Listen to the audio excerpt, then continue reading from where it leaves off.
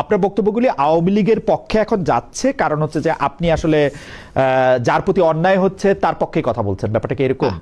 যে এখন সিম্পল, একদম একদম ভেরি সিম্পল। কিন্তু আওয়ামী লীগ এত বছর ধরে, মানে একটা প্রশ্ন তো আসেই যে আওয়ামী লীগ এত বছর ধরে যদি এত অন্যায় করতে পারলো, তার বিরুদ্ধে আসলে আমরা ন্যায় কেন করব? মানে অনেকে এই প্রশ্ন আমারও করে যে মানে অন্যায় রে তো অন্যায় দিয়ে করবো কেন জানেন? আপনি যে আওয়ামী লীগের চেয়ে বেটার, আপনি আওয়ামী লীগকে সরাইছেন কেন? কারণ আওয়ামী লীগ খারাপ ছিল। তো আপনি যদি সেটাই আবার করেন তাহলে আওয়ামী লীগের দোষ কি ছিল? আপনি যদি সেই মিথ্যা মামলা দেন, আপনি যদি সেই গায়েবী মামলা দেন, আপনি যদি শিরিন শারমিন চৌধুরীকে তার এই বয়সে খুনের মামলা দিয়ে মাটিতে ফেলে দেন, দলের নেত্রীকে এই হেনস্থা করা হয়েছিল, তখন সেটা যদি আমাদের কষ্ট লেগে থাকে, তাহলে আজকে যখন আবার কাউকে না কাউকে পলিটিক্স করার কারণে এভাবে হেনস্থা করছে কেউ না কেউ, তখন তো আমার সেটা প্রতিবাদ করতে হবে, না হলে তো আমার আগে প্রতিবাদটা লেজিটিমেট হয় না। তার মানে কি, যখন আমি ব্যক্তি দেখে প্রতিবাদ বেছে নেই, তার মানে আমি আসলে ন্যায়টাকে সমর্থন করি না, আমি ব্যক্তির চর্চাটা করি। আমি সেটা করতে চাই না খালেদ ভাই। আপনি আওয়ামী লীগকে বাঁচিয়ে রেখেছেন, আওয়ামী লীগের নেগেটিভ ধরে রাখার কাজ করছেন। মানে আপনি আসলে একজন মানে গুপ্ত আওয়ামী লীগার, আপনার মনের মধ্যে আওয়ামী লীগটাই আছে। যখন আওয়ামী লীগ আইসিতে ঢুকে আমি গিয়ে আওয়ামী লীগরে বাঁচাই। না, হইলেন লাইফ সেভিং মেশিন, হইলেন লাইফ সেভিং মেশিন। আপনি তো সময় বিএনপি করতেন, সেজন্য আপনি বিএনপিকে বাঁচাতে চেষ্টা করছেন। আপনি তো আওয়ামী লীগ করেন না, নাকি করেন? সেজন্য যখন আপনার প্রতিপক্ষের হাত থেকে তলোয়ার পড়বে, তখন তাকে আঘাত করা সবচেয়ে বড় কাপুরুষের কাজ। আপনি আপনার প্রতিপক্ষকে আঘাত করবেন, আমি আপনাকে তখনই বীর বলবো যখন সে তার সর্বোচ্চ শক্তির অবস্থাতে থাকে। আওয়ামী লীগ যখন তার সর্বোচ্চ শক্তিশালী অবস্থায় ছিল, তখন আজকে যারা কমেন্ট করছে তাদেরকে নিয়ে কিছু বলা কি ঠিক হবে? প্রথম শপথ অনুযায়ী যে সংবিধান, সেই সংবিধানে আমাকে বলে দিচ্ছে যে কোন কোন, মানে আমি যদি পরিবর্তন আনতে চাই কিভাবে পরিবর্তন আনবো। তারা কেন বিপ্লবী সরকার গঠন করলো না?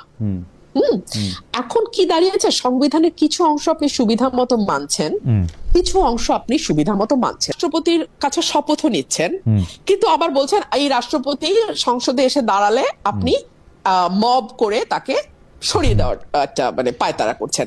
মানে এটা মানে কি একরকম, মানে মনে হচ্ছে একটা বড় কেক পাওয়া গেল, আপনি একবার এদিকে খাচ্ছেন আবার বন্ধুকে ডেকে ওইদিকে দিচ্ছেন। সেইটা তো মোটামুটি ভাবে আমরা সবাই করতেছি। মানে আমরা সংবিধান করতেছি, সংবিধানে যা কিছু আছে সেগুলির অর্ধেকটা মানতেছি, অর্ধেকটা মানতেছি না, কিছুটা ভালো লাগলে মানতেছি, কিছুটা ভালো লাগলে মানতেছি না। এটা ভালোই, এটা খারাপ না। কারণ মনে হয় যে সংবিধানের জন্য তো মানে আমরা পরবর্তীকালে আমরা যাই করব সেইটাই সংবিধান, এটা তো আমরা আগেও দেখে আসছি, পরে এগুলি সবগুলি ঠিক হয়ে যাবে, এতে অসুবিধা নাই। কারণ আমার মনে হয়েছে যে যদি তারা করারই হতো দলগতভাবে, তাদের এটা আর বহু আগেই করার কথা। আমি কোনো উপায় অন্ত না দেখি এককভাবে এটা তুলতে বাধ্য হয়েছে, এবং যেহেতু আমাদের হাতেও সময় নাই, আর একদিন মাত্র, সো আমি পয়েন্ট অফ অর্ডার ছাড়া আমার আসলে আর কোনো উপায় ছিল না। ওকে ওকে, আরেকটা মন্তব্য আপনি নেন প্লিজ। উনি সংসদের স্বরাষ্ট্রমন্ত্রীর প্রশংসা করেন, কিন্তু এখানে সমালোচনা করছেন, এটা কি ঠিক? বিরোধিতা করলে সংসদে করতেন, এটা নিয়ে কি বলতে? আপনি স্বরাষ্ট্রমন্ত্রী প্রশংসা করেছেন, এখানে আপনি নিন্দা করছেন, সংসদে আপনি কেন তার? কিছু কথা আমরা সার্কাস্টিক্যালি বলি, সার্কাসম যদি না বুঝে তাহলে আসলে কিভাবে বুঝায় বলবো যে ওটা আসলে সার্কাসম ছিল, এটা কিন্তু একটা জোক ছিল।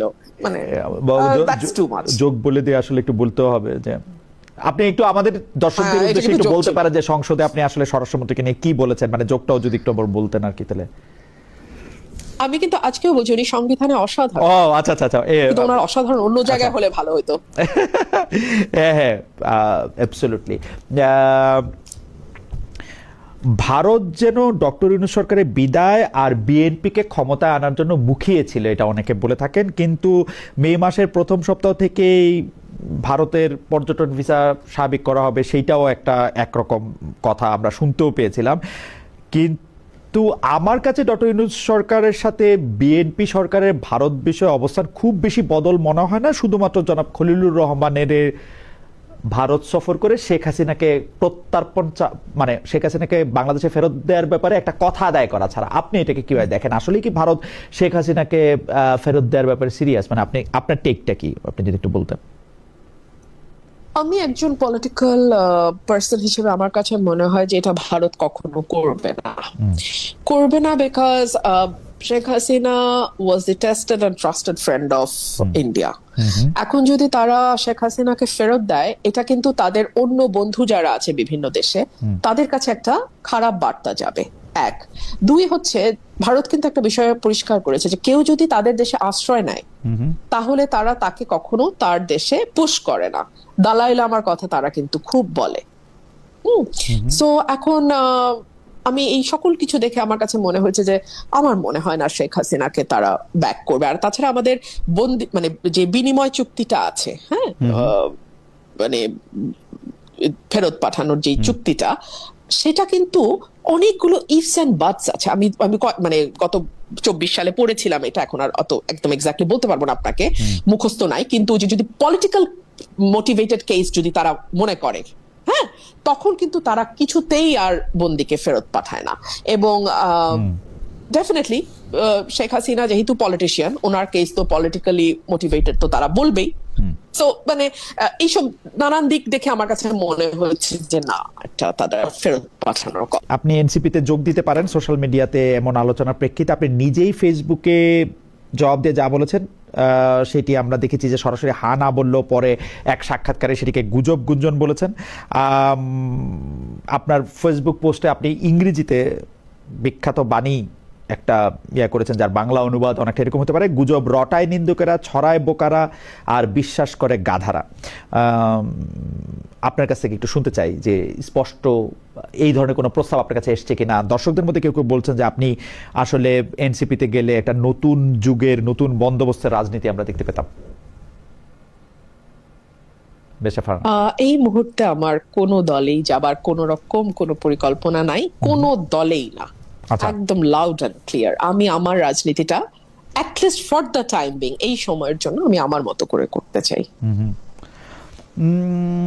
আপনি আপনার মতো করে করাটার ক্ষেত্রে এইটা কি আপনার কখনো মনে হয় কিনা, এই প্রশ্নটা আমার, যে আপনি আসলে সারা বাংলাদেশের সব বিষয়ে আপনি কথা বলার থেকে এখন কিছুটা আপনি কি এইটা প্রেফার করতেছেন যে আপনার সংসদীয় এলাকা নিয়ে কথা বলার? কারণে এর আগে আপনি ছিলেন মনোনীত সংসদ সদস্য, এবার যেহেতু আপনি সরাসরি ভোটে নির্বাচিত সংসদ সদস্য, আপনি আসলে আপনার সেই ব্রাহ্মণবাড়িয়ার আসনটা নিয়ে ভাবছেন, বাংলাদেশের পলিসি নিয়ে আপনাকে আসলে খুব বেশি মানে আপনার বলারও সুযোগ, দেখারও সুযোগ। আমি সেভাবে বলবো না, না আমি সেভাবে বলবো না। দেখুন, আমি যে কয়টা বিষয় সংসদে আমাকে খুব কম সুযোগ দেওয়া হচ্ছে, ভীষণ কম, কিন্তু সেটার বেস্ট ইউটিলাইজ আমি করার চেষ্টা করেছি। এর মধ্যে আমি 50-50 হিসেবে ভাগ করেছি। ধরেন, হ্যাঁ, আমি মবের বিরুদ্ধে যেমন বলেছি, আমেরিকা বাংলাদেশ চুক্তির ব্যাপারে যেমন বলেছি, হামের টিকা নিয়েও বলেছি, আমি একই সাথে আবার আমার এলাকার যেই সমস্যাগুলো সেগুলো নিয়েও আমি কিন্তু কথা বলেছি। সো আমি মনে হয় যে আমি আমার খুবই সীমিত সুযোগকে 50-50 করে ভাগ করার চেষ্টা করেছি। আর আমার এলাকার প্রতিটা ভোটার 5 লক্ষ ভোটার আমার এলাকায়, খালেদ ভাই, আমি যদি সত্যিকার অর্থে মানে অন্তরের অন্তঃস্থল থেকে তাদের মানে যদি কারো প্রতি কৃতজ্ঞ থেকে থাকে, আমি আমার ভোটারদের প্রতি কৃতজ্ঞ। তারা আমার সকল অসম্মান, সকল অবহেলা, সকল আমি কি বলবো অন্যায়, এবং অন্যায় যেটা হয়েছে সেটার জবাব আমার এলাকার মানুষ দিয়েছে, আমাকে ভালোবেসে, আমার পাশে দাঁড়িয়ে। এবং পুরো ভোটের সময়টা তারা যে কিভাবে আমার পাশে ছিল, শ্রম দিয়ে, অর্থ দিয়ে, আমার মনের জোর দিয়ে, কারণ সবাই বহিষ্কার হয়েছে, 200-র উপরে বহিষ্কার হয়েছে। বিশ্বাস করেন, একটা কর্মী যদি এসে আমাকে বলতো আপা বহিষ্কার হয়েছি, মনটা খারাপ, আমি ভেঙে যেতাম। এই একটা ছেলেও আমাকে বলেনি আপা মন খারাপ। সো ওদের এই ঋণ আমি কিভাবে শোধ করব? ওদের ঋণ আমাকে শোধ করতে হবে তো, না বাকি জীবন আমি ওদের ঋণ শোধ করবো। আপনার আলাদা কোনো একটা দল গঠন করা বা ওরকম কোনো কিছু করার, একটা তৃতীয় শক্তি, তৃতীয় পক্ষ হওয়ার এরকম কোনো ইচ্ছা এই মুহূর্তে বা পরিকল্পনা এই মুহূর্তে আপনার নাই? সময় বলবে, সময় বলবে, সময় বলবে। আচ্ছা, একজন দর্শক সায়েম খান, উনি এতক্ষণ বলছিলেন যে খালেদ মহিউদ্দিন দুর্নীতি করছেন, তারপর বলছেন যে পাঠকদের সঙ্গে দুর্নীতি করছেন, এখন বলছেন যে খালেদ ভাই দর্শকদের কমেন্ট পড়তে ভয় পাচ্ছেন। ঠিক আছে, আমি আর আরেকজন দর্শক উনি বলেছেন যে খালেদ ভাই গুপ্ত আওয়ামী লীগ রুমিন ফারহানাকে আইনের আওতায় আনাতে হবে সরকারকে, খালেদ ভাই রুমিন ফারহানাকে জানিয়ে দেন। ঠিক আছে, জানালাম, থ্যাংক ইউ। আমরা যে প্রশ্নটি করবো সেটাও একটু আইনের সাথে সম্পর্কিত।